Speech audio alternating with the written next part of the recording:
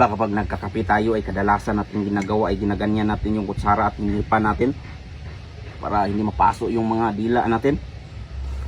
Pero dito sa na-invento ko na kutsara ay solve na ang problema nating lahat. Ayan, power on natin.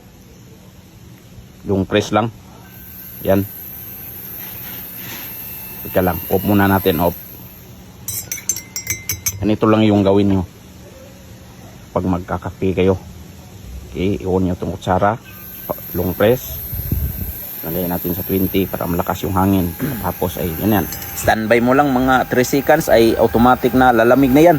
At pwede mo nang inumin. Nang hindi mo na kailangang hipan.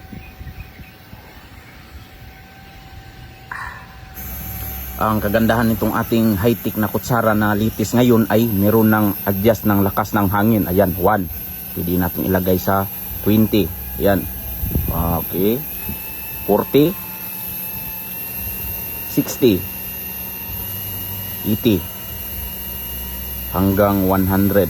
Ayan, sobrang lakas na ng hangin yan. Buka natin.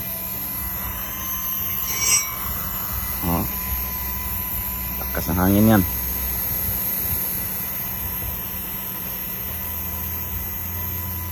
Chargeable na rin pala itong ginawa natin. Ayan, gamit ang Type-C na charger.